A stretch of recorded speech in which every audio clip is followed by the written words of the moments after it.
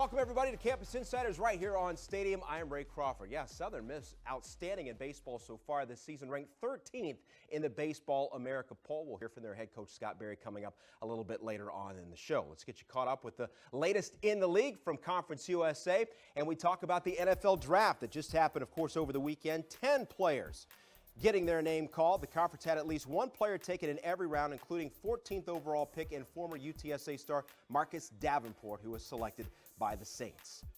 UTSA has agreed to a contract extension with men's basketball head coach Steve Henson. The new deal will keep him with the Roadrunners through the 2023-24 season and gives him a yearly salary of $325,000. Henson was named the league's Coach of the Year this past year, doing great things down there at San Antonio. First 20-win season, by the way, for UTSA under Henson's leadership since 2010-2011. All right, let's get back to the draft. Once again, as I mentioned, 10 players chosen over the weekend at the NFL draft. Of note, UTEP guard Will Hernandez was picked by the Giants in the second round, 34th overall. He was the only minor since 1950 to be named to the AP All-America team in consecutive years.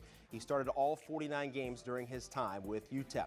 All right, Maddie, thanks very much. You mentioned head coach Scott Berry. He's going to join us here in just a few moments. All right, let's shift our focus from baseball to softball. The conference announcing their Players of the Week for this week. Emily Lockton of Florida Atlantic took home Player of the Week honors.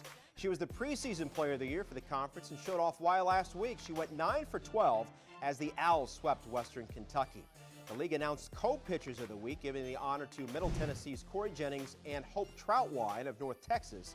Jennings led the Blue Raiders to the program's first ever sweep, throwing 3 complete game wins, and Troutwine became the second player in school history to record 150 strikeouts in one season. So Louisiana Tech sits atop the standings at 15-6 as the season starts to wind down. Not near the top of the table is Charlotte, but that hasn't stopped the 49ers' Haley Pace from doing some special things. For more on her story, we turn it over to our friends at Charlotte Athletics. Next up, the Big Ten, we know, has not won a national championship in basketball since 2000. The Browns have not made the postseason in the NFL since 2002. Which will happen first? Will we have the Browns get in the playoffs, or will the Big Ten win it all? To get a complete picture of the UTSA football program, we welcome in their head coach, Frank Wilson, the head coach of the Roadrunners. Coach, great to have you with us here on Campus Insiders. Marcus Davenport off to the NFL, the 14th overall pick. What does all that mean for your program?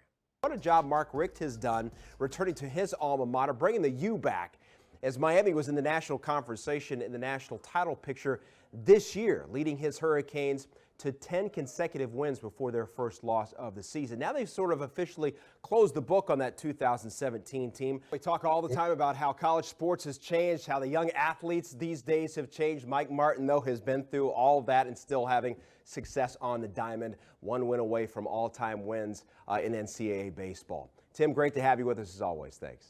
You got it anytime.